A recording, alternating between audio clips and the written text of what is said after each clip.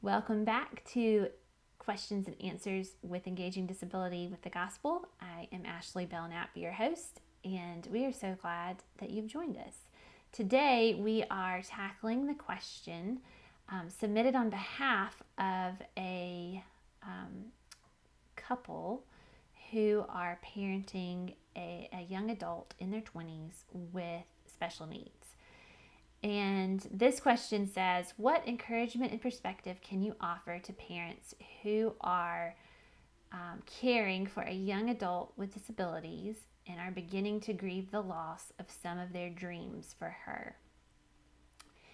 This question is one that so many of our families who should be empty nesting but instead find themselves in a new season of life where their caregiving continues, and maybe even continues with more to be done because the supports from school, the goals have all kind of fallen away. And so there's this transition time where you're realizing that you've worked really hard to get this dream accomplished. Maybe your dream is independent living or going to college or skills to be able to hold down a full-time job, and you are suddenly realizing that those dreams really might not happen. And at the same time, you're looking around and you're seeing other families whose children have moved away to college and are getting jobs and are getting married and are getting their first house, and on the list goes. And those families are rejoicing over an empty nest while still sad that it is an empty house. And you are just perplexed about how should we feel during this time. We're grieving our dreams. We're longing to have these other things happen, but it's really not about those other things because we're really fine that that's not our story. But what do we do with the time we've been given now? And I think the first tip and piece of encouragement that I would give is with anyone, but especially with our kids with disabilities, to not forget that goals can be changed and new goals can be added all the time. It can feel like you got to the end of the road and there was no more road ahead, but that's only because the goal is limiting the road ahead. What really might be the case is that the road came to a stop sign and you need to turn right or left instead of going straight, but you've been focused on straight. And so when you don't see road ahead for straight, it's very discouraging, when really turning right or left may have lots of joy and positive blessings and growth attached to it. It's just not what you anticipated. And I think that leads to point two, is that recognizing that our great expectations are always the cause of our disappointments. This is true for families impacted by disability, and it's true for families not impacted by disability. When your expectations are high and those expectations aren't met, the only place to go is the fall below. Instead of seeing that our expectations were too high, we instead feel like we failed in not getting that last piece up, instead of seeing all the progress we've made. And so we let that discouragement set in, and it feels like we just drop off. And that's not really the case. We have made so much progress to this point. So I would encourage you to look at your great expectations. I would encourage you to get them out of your head and write them down. You don't ever have to show them to anyone, but the simple act of pen to paper and getting them out of your thoughts and into reality can be very therapeutic. You can choose to crumple it up. You can choose to toss it in the trash. You can show it to your spouse or not.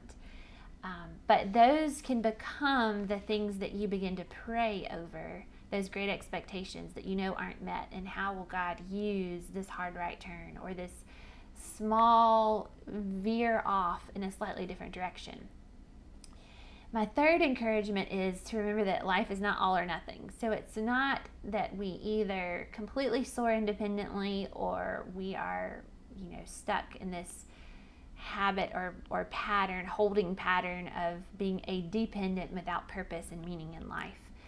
And I think sometimes the caregiver struggles more with the in-between. It's not independence, but it is better than when, we have learned lots of skills since we were an early elementary kid. So looking at where we are and trying to figure out where we're going to go from here can help make that in-between time more doable with small steps.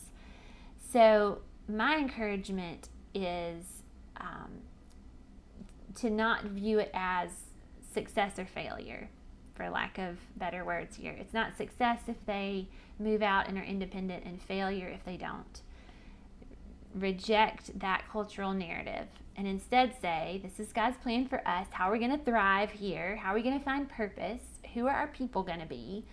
Who are we going to look to for advice and encouragement in this time? Who can I talk to and share the really hard thoughts and realities of discouragement? Who can I share that with that's safe and that will pray with me and won't try to fix it? And then where can we turn to take a next step? What next skill can be built? What next small goal can be met? Maybe we go back and we meet with counselors again who were working towards jobs or college or whatever those social skills were that needed to be built, and we come up with a new plan. Maybe we look around and realize our support system's kind of fallen off and we need a new group of support people to come alongside our family in this stage and help us thrive. As you transition into and out of the young adult years, there are a lot of gray roads. There's a lot of unknowns, but it's not the end of the path. You are really coming into this season where now life can take on a greater purpose. Your child can serve and can find meaning and joy and build skills without wearing everybody out and without you being the primary source of fulfillment for him or her. But those things don't happen automatically. There does need to be a plan. Goals have to be reevaluated. Our hearts have to realign with expectations, with where things really are. And then we take a small step. And then we repeat the whole cycle. We examine the goals. We take the next step. We pray more. Slowly, bit by bit, we figure out a new path where fewer people have tried, but there are still many people out there who have walked the same path. Find them and ask them what they did, what tips and encouragement they have. As always, these questions come from real life people. We keep names and info confidential. We share questions with you that you really are asking. So in order for us to do that, please leave us a comment below, leave us your question, or send us your question to connect at engagingdisability.org. And we look forward to answering your question very soon.